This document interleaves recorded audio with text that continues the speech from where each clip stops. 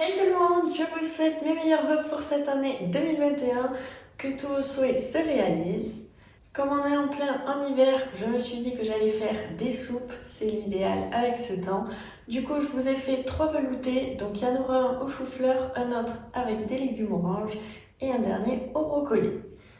Vous allez voir, toutes ces recettes sont très faciles à réaliser. Vous avez juste à avoir les légumes qu'on a à peu près tous dans le frigo et ensuite vous allez rajouter de l'eau. C'est vraiment pas très compliqué. Donc j'espère que cette vidéo va vous plaire. Si c'est le cas, n'hésitez pas à mettre un pouce vers le haut et je vous laisse avec les recettes. On va commencer par la première soupe qui est la soupe au chou-fleur. Donc pour ça, vous aurez besoin de 500 g de chou-fleur, 100 g de crème fraîche épaisse, 500 ml de lait, un oignon, une échalote, 20 g de beurre, un cube-or, du sel, du poivre, de la muscade et du persil. Tout d'abord, je prends mon chou-fleur et je viens le couper en petites branches. Plus vous le coupez petit, mieux ça sera, ça cuira beaucoup plus vite. Ensuite, je m'occupe de mon échalote, donc je viens enlever la peau et ensuite je la coupe en deux, puis dans la longueur et je fais des petits cubes. Je fais la même chose avec l'oignon, je le pèle, je le coupe en deux et je viens l'émincer en fines rondelles. Ensuite, pour faire toutes les soupes, j'ai pris une cocotte minute pour que ça cuise bien plus vite. Si vous n'en avez pas, vous pouvez faire avec une casserole, aucun souci. Donc à l'intérieur, je viens mettre mon beurre, je le laisse fondre et je vais venir ajouter mon oignon et mon échalote. Je viens mettre un petit peu de muscade et je remue et je vais laisser chauffer pendant 5 minutes. À la fin, vous allez voir que votre oignon et l'échalote ont un petit peu bruni. On peut venir maintenant ajouter le chou-fleur en branches.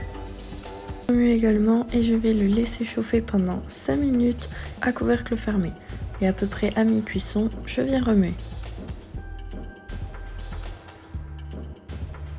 Après ça, je viens ajouter 500 ml d'eau avec mon cube-or et mes 500 ml de lait. Je mets également mon persil, je remue grossièrement et là je vais laisser cuire pendant 30 à 40 minutes.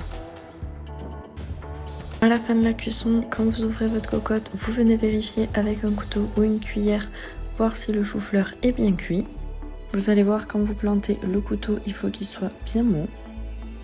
Et c'est bon, donc soit vous mettez votre préparation dans un blender et vous le faites mixer, ou alors vous prenez comme moi, vous prenez un mixeur qui fait plongeur et vous laissez tourner jusqu'à obtenir une consistance de velouté. Quand tout est bien lisse, je viens ajouter mes 100 ml de crème fraîche avec mon sel et mon poivre. Puis je remélange une dernière fois. Et la soupe est déjà prête, donc vous avez vu, il vous suffit seulement d'un chou-fleur. C'est une soupe qui a un goût hyper bon en plus, donc vraiment je vous la conseille. Si vous voulez sur le dessus, moi j'ai ajouté du persil, vous pouvez également mettre un petit peu de crème fraîche en plus. On passe maintenant au deuxième velouté qui est au butternut, à la carotte et à la patate douce. Donc pour ça, vous aurez besoin d'un demi-butternut, d'une patate douce, de 2 carottes, d'un oignon, des graines de courge, d'un cube-or, du sel et du poivre. Comme tout à l'heure, j'épluche mon oignon et je viens le couper en deux puis en fines lamelles. Je le réserve dans un bol à côté puis je vais venir couper tous mes légumes. Pour faciliter la cuisson, je les coupe en cubes, donc je commence par le butternut. Puis je fais la même chose avec ma patate douce. Et je finis avec mes 2 carottes. Je rassemble tous mes légumes dans un même saladier. Et je prends ma cocotte minute, je vais y ajouter un filet d'huile d'olive. Si vous voulez, vous pouvez mettre du beurre comme tout à l'heure, c'est comme vous préférez.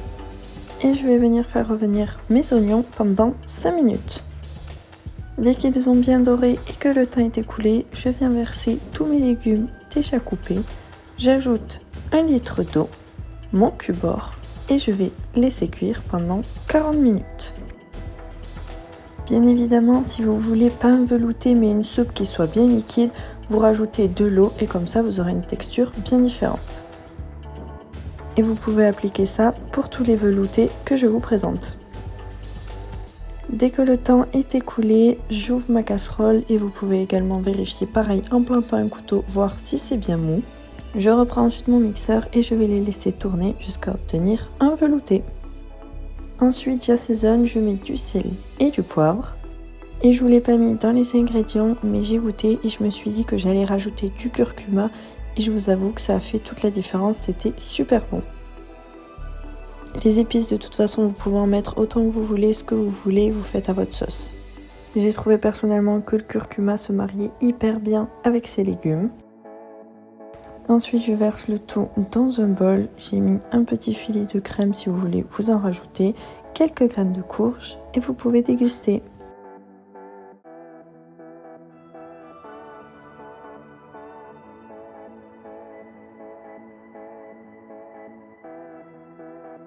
Et pour la dernière soupe, on va la faire au brocoli. Pour ça, vous aurez besoin de 500 g de brocoli, d'une pomme de terre, d'un oignon, de la crème fraîche, 20 g de beurre, un cube-or, du sel, du poivre et du persil. Comme les deux autres soupes, je viens épeler mon oignon, je le coupe en deux dans la longueur et je l'émince. Avec ma pomme de terre, je l'épluche, puis je la coupe en gros cubes pour faciliter la cuisson. Mon brocoli, je le coupe en fines branches et je l'ajoute à ma pomme de terre.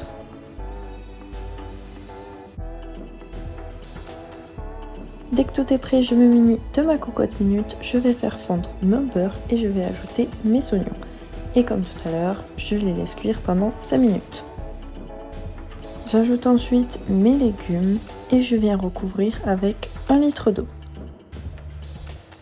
Je mets également un cube-or et le persil et je vais laisser cuire pendant 35 minutes.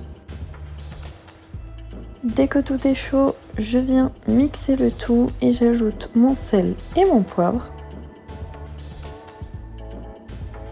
Quand j'obtiens la consistance que je souhaite, je stoppe de mixer. Pour la crème fraîche, moi j'ai décidé de l'ajouter après, mais si vous voulez, vous pouvez l'ajouter avec le sel et le poivre et vous remixez. Ou sinon, vous faites comme moi, vous la mettez dans votre bol. Donc voilà les résultats de mes 3 soupes. Vous voyez, elles sont vraiment pas très compliquées à faire, il suffit juste d'avoir des légumes. Bien évidemment, les soupes, on les fait avec les légumes que vous avez. Si vous n'avez pas de légumes frais, bien évidemment, vous les prenez en surgelé. Ce sont des recettes qui sont simples avec pas beaucoup d'ingrédients et vous voyez en plus pendant le temps que ça cuit, vous pouvez faire autre chose et c'est idéal pour cet hiver.